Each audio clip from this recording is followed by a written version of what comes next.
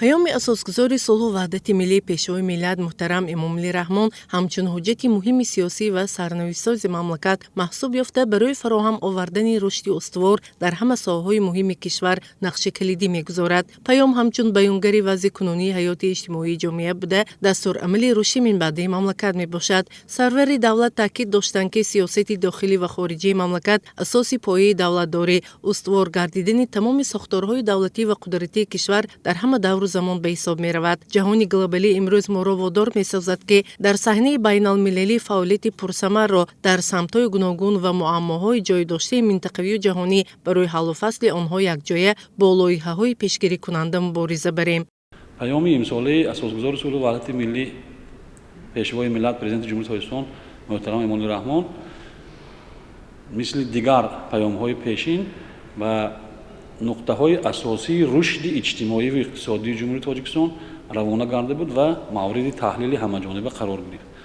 از جمله پرزیدنت جمهوری تاجیکستان محترم امامعلی رحمان قید نمودند که به رشد دادن ساحه معارف و به رشد دادن اجتماعیات بین اجتماعیات خواجگی خلق جمهوری تاجیکستان نمیتواند در آینده همچون دولت صاحب استقلال ارزی وجود داشته باشد.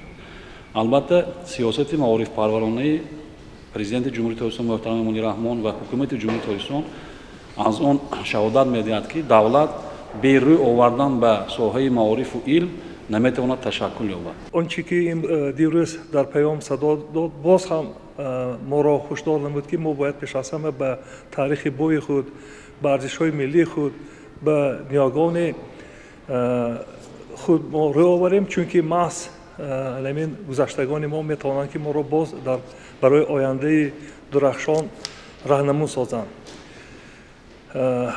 دیروز تاکید شد که البته نیاگان ما که تاریخ 6000 ساله دارند و آن شعار خیلی مشهور را باز یادداشت کردند که کردار نیک، پیدار نیک، رفتار نیک.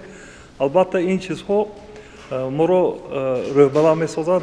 پیشوای ملت تاکید نمودند که بیدار نمودن خاطره تاریخی در تحکیم حس ملی شهروندان مخصوصا جوانان که آینده ملت و دولت میباشند نقش بسیار مهم دارد. میراث تاریخی و فرهنگی شناسنامه ملتی که هم بنیاد تاجیک میباشد. سال روان با سعی و تلاش‌های کشور ما 11 یادگاری میراث فرهنگی کشور به فهرست میراث جهانی یونسکو وارد کرده شد. در پیام امساله پیشوای ملت محترم امامعلی رحمان اوید به عملی گردیدن نقشه و قراردادهای نو در سمت‌های مختلف حیات اجتماعی، اقتصادی، سیاسی، فرهنگی، معارف، تندرستی به نقشه گرفته شدند که در آینده برای رشد باثبات کشور مساعدت خواهند کرد.